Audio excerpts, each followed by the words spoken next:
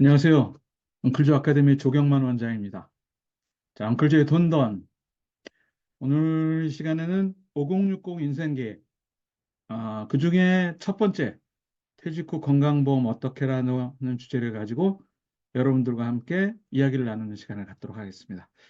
뭐, 정년퇴직이라든가 또는 전직을 하기 위해서 잠깐 회사를 다니시던 직장을 그만두게 될 때 이 4대 보험과 관련된 문제들의 여러 가지 변화가 나타납니다. 뭐 직장 건강보험에서 그 지역 건강보험으로 움직인다든가 또는 고용보험에 뭐 실업급여를 혜택을 받아야 된다든가 뭐 여러 가지 문제가 일어나는데 그런 것들에 대해서 좀 여러분들한테 정보를 드리고자 제가 준비를 한 내용이고요. 첫 번째로 이제 건강보험에 따른 변화가 제일 많이 일어나기 때문에 또 많이 궁금해 하시고요. 그래서 이 부분을 첫 번째로 여러분들과 같이 생각해 보도록 하겠습니다. 우리가 흔히 4대 보험 그러면 국민연금, 그다음에 건강보험, 그다음에 고용보험, 그다음에 산재보험 이렇게 네 가지를 4대 보험이라고 얘기를 하는데 산재보험은 정년퇴직하시는 분들이 다시 재취업을 하지 않는 이상은 특별하게 의미가 없고요. 국민연금, 건강보험, 고용보험은 실제로 여러분들한테 여러 가지 모양의 기회를 주고 또 국민연금하고 건강보험은 여러분들이 돌아가실 때까지 이거에 관련된 부분을 좀 활용하셔야 되기 때문에 굉장히 중요한 부분이라서 제가 드리는 이야기가 아마 여러분들한테 많은 정보가 될 거라고 생각을 하고 준비를 했습니다. 자, 첫 번째 시간은 건강보험. 이번 건강보험에 관련된 시간에 건강보험의 개요를 한번 살펴보고요. 그 다음에 퇴직하시게 되면 건강보험 제도가 변화하게 되는데 그게 어떤 변화가 나타나는지 또 지역 건강보험료가 관심사인데 어떻게 계산되어지고 또 본인의 건강보험이 어느 정도 나오는지 한번 예상을 한번 해봐서 어? 이게 내가 기대한 거랑 내가 생각한 거랑 좀 많은 차이가 있을 때 선택할 수 있는 대안이 몇 가지가 있는데 그 해결 방안에 대해서 한번 모색해 보고요. 그다음에 제가 강의와 상담을 하다 보면 궁금해하시는 분들이 많이 있어서 질문이 들어오는데 그중에서 중요한 질문 몇 가지를 제가 한번 간추려서 여러분들한테 소개하는 시간을 갖도록 하겠습니다. 먼저 이제 퇴직 후 건강보험 어떻게 건강보험 개요와 퇴직 후의 변화. 건강보험 여러분들이 잘 아시는 내용이에요. 뭐 질병 부상으로 발생하는 진료비 부담을 해결하기 위해서 그 국민건강보험공단이 운영하는 사회보장 제도 하나죠.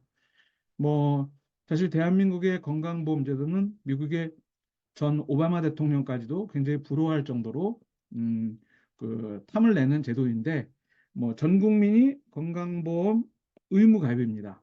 이 말은 무슨 말인가 하면 뭐 직장 건강보험이든 여러분들이 지금 현재 또는 뭐 회사에 입사하시게 되면 바로 가입하게 되는 직장 건강보험 또는 지역 건강보험 사업을 하시거나 또는 뭐 프리랜서 일을 하시는 분들 그 다음에 이분들의 소속된 부양가족으로 피부양자, 피부양자. 그러니까 직장 건강보험의 주된 가입자, 지역 건강보험의 주된 가입자 또는 이분들의 가족으로 피부양자로 등재되는 이 세 가지 유형의 어느 하나에 속하든 간에 대한민국 모든 국민은 이 제도 안에 포함되어 있다. 이렇게 얘기하는 게 이제 의무 가입이라고 하는 개념입니다. 그래서 그 직장 가입자, 현재 여러분들이 근로자로 재직하고 있는 동안에 직장 가입자는 입사와 동시에 자동적으로 가입을 합니다. 뭐 총무나 인사 담당 파트에서 여러분들이 입사하게 되면 여러분들한테 받은 등본이나 이런 거를 근거로 해가지고 이제 직장 건강보험에 등재를 하죠. 그러면 소득의 7.9%, 한 뭐 100만 원 경우는 한 7만 원 정도를 회사 근로자가 5대 5로 부담을 하게 됩니다. 뭐 3만 5천 원 좀 넘는 돈씩 각각 부담을 하는데 매년 변하긴 하는데 2024년 기준으로는 7.09%를 회사 근로자가 5대 5로 부담을 한다. 거기에 장기 요양보험이라고 하는 게 있는데 이거는 그 고령화가 진행되다 보니까 뭐 치매 또는 뭐 이런 간병 서비스를 받게 되지 않습니까? 뭐, 뭐 요양원에 가셔서 뭐 간병 서비스를 받는다. 방문하는 사람들이 간병 이런 것들에 대한 부분을 해결하기 위해서 추가적으로 일정 비율 건강보험료의 그 일정 비율을 걷어가지고 좀 운영하는 별도의 시스템이죠. 뭐 우리는 그냥 같은 건강보험 이러면 같은 건강보험이라고 하는 줄 알고 있는데 사실은 그 안에 두 가지가 구분되어 있어서 건강보험과 장기요양보험. 그래서 이거는 건강보험료의 12.9%, 소득 기준으로 말하면 0.91%. 그래서 합하면 두 가지를 합하면 한 8% 정도, 8% 정도를 4%와 4%를 각각 회사와 근로자가 각각 부담을 한다. 이게 직장 가입자의 건강보험료 부담하는 그런 기준입니다. 그런데 여러분들이 회사를 그만두시게 되고 정년퇴직이라든가 뭐 이직하는 동안 퇴직하게 되면 지역 가입자로 넘어가게 되는데 퇴직일 기준으로 15일 이내에 여러분들의 자료가 직장 가입자에서 지역 가입자로 넘겨집니다. 그러면 지역가입자 쪽에서는 지역가입공단에서는 여러분들의 자료를 받아가서 지역 건강보험료를 계산하게 되는데 이건 소득과 재산이라고 하는 두 가지를 각각 점수화를 해서 합한 다음에 거기에 208원 정도를 곱해가지고 건강보험료를 산출하는 거죠. 예를 들면 뭐 소득과 재산, 여러분들이 사업을 하든 뭐 연금을 받든 이런 소득과 그다음에 재산 갖고 있는 재산을 점수화했더니 1000점이 나왔어요. 그러면 1000점에다가 208원 정도를 곱하면 약 20만 8천 원 정도. 20만 8천 원이 여러분들 지역 건강보험료가 된다는 얘기죠. 어, 이거를 그동안 피부양자로 돼 있는 사람의 경우는 뭐 그 보험료를 별도로 부과하지 않고 직장 가입자일 때는 소득에 본인이 받는 소득에 따라서만 부과했는데 지역 가입자인 경우는 직장 가입자를 제외한 여러분들의 예를 들면 아빠가 그랬으면 아들과 딸의 그 보험료를 각각 계산합니다. 뭐 증여를 한 오피스텔이 있다든가 또는 뭐 갖고 있는 별도의 집이 있다든가 이럴 경우에는 그 가구원의 보험료를 별도로 계산해 가지고 직장 가입자하고 피부 양소로 들어갈 수 있는 사람을 제외하고 지역보험으로 함께 합산해서 세대주한테 고지하게 됩니다. 이게 좀 그동안 그 여러분들이 알고 있던 그 직장 건강보험하고의 차이죠. 건강보험은 그냥 그 직장 가입자 밑에 피부 양자로 들어가서 재산이 뭐 약간 있든 없든 관계가 없는데 만약에 피부 양자로 들어갈 수 없는 조건에 배우자 또는 자녀분들까지 합산해 가지고 퇴직한 이후에는 함께 부담을 해야 된다. 이게 이제 좀 골치 아픈 여러분들의 숙제로 다가온다는 얘기죠. 어떤 사람의 경우는 의외로 나온 지역보험료 금액에 깜짝 놀라는 경우도 있기 때문에 이런 경우가 나타납니다. 그 얘기는 제가 이후에 상세하게 드리기로 하고요. 그래서 조금 전에 말씀드린 것처럼 지역 건강보험료가 굉장히 큰 관심사인데 소득과 재산을 합산해서 계산한다. 이 얘기는 앞서 제가 말씀드렸고요. 먼저 소득과 관련된 부분을 한번 살펴보도록 하겠습니다.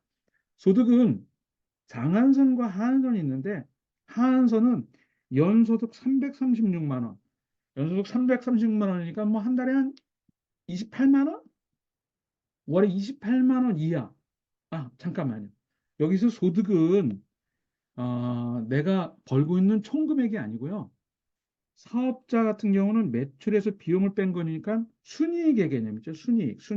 순이익의 개념으로 그러니까 매출 기준으로가 아니라 순이익 개념으로 근로소득자에게는 주로 받는 돈이 아니라 거기서 근로소득 공제라는 걸 제외하고 근로소득이라는 개념이 있습니다. 이 좀 어려운 개념일 수도 있는데 그 정도 버는 사람은 그 정도 비용을 일정 부분 세법상으로 공제를 해주는데 그거를 뺀 금액을 우리가 근로소득이라고 얘기를 하거든요. 그러니까 순이익 개념으로 이야기하시면 돼요. 순이익 개념으로 월 28만 원 이하인 사람, 이 이하인 사람은 모두 기본적으로 월 19,780원, 연간 23만 7천 원 정도의 보험료를 납부해야 된다는 거죠. 아, 그리고 상한선이 있습니다. 상한선은 연소득이 7억 1,700만 원 정도니까 월 한 얼마 정도 되나요? 6천만 원 정도? 월 6천만 원 이상 버는 사람들에게는 그냥 아무리 많이 벌어도 월 424만 원 정도, 연간 5,088만 원 정도의 보험료, 건강보험료를 부과하는 걸로 이제 끝을 내는 거죠. 더 많이 벌어도 그 정도 이상은 부과하지 않겠다라고 하는 상한의 경우가 그 이하를 하나도 못 벌어도 소득보험료로 최소 19,780원 매월 부과하겠다. 이것이고요. 그 중간에 요 가운데 있는 분들, 요 가운데 있는 분한테는 소득 점수를 기본 점수와 가산 점수를 나눠 가지고 기본 점수는 95점, 가산 점수는 연소득에서 약 336만 원을 빼고 0.28을 곱한 것 합한 소득 점수 곱하기 208원 곱하기 12달. 이게 연간 지역 건강보험료 계산하는 기준이라는 거죠. 조금 더 여러분들한테 이해를 돕기 위해서 연간 소득이 3천만 원인 사람의 경우를 예를 들어서 설명을 드리면 조금 더 편할 수 있겠죠? 기본 점수 95점은 뭐 이 사이에 있는 사람, 이 구간 사이에 있는 사람은 누구에게나 해당되기 때문에 뭐 그 부분은 95점. 가산 점수는 3천만 원 빼기 336만 원 곱하기 0.28을 하면 755점. 그래서 95점과 755점을 더한 850점에다가 208원을 곱하고 12개월 하면 약 212만 원, 연간 212만 원, 월 17만 7천 원 정도의 건강보험료를 부과하게 된다. 연 소득이 3천만 원인 경우 그렇게 소득 점수가 환산이 된다는 것은 이 표를 보시면 여러분들이 쉽게 이해하실 수 있을 거예요. 상한과 하한이 있다. 그 가운데 있는 분들은 기본 점수와 가산 점수를 하는데 가산 점수는 음, 소득에서 336만 원을 빼고 요 숫자를 곱해가지고 208원을 곱하면 자기의 연간 소득 점수에 따른 지역 건강보험료가 나온다. 이걸 여러분들이 이해하실 수 있으면 되겠습니다. 자, 그래서 좀 추가적으로 말씀드리는 얘기는 여기서 조금 아까 연간 3천만 원 이런 소득을 말씀드렸잖아요. 이 소득 반영 비율이 사업소득, 기타 소득 연 1,000만 원 이상의 금융소득, 이자나 배당이요. 이거는 100%를 반영하지만 근로소득과 연금소득은 50%밖에 반영하지 않습니다. 그러니까 소득의 종류에 따라서 반영하는 비율이 달라진다는 거죠.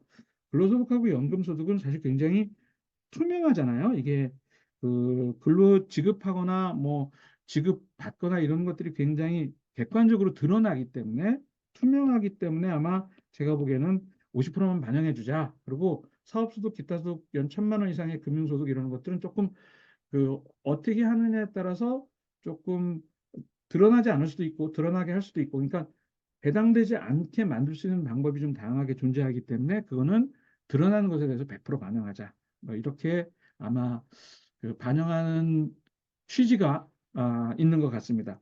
반영 기준은 그렇습니다. 반영 기준은 연금소득은 전년도 소득액에 대해서 해당 연도 1월부터 12월까지 연금소득을 제외한 소득에 대해서는 전년도 소득에 해당 연도 11월부터 다음해 11월까지 반영.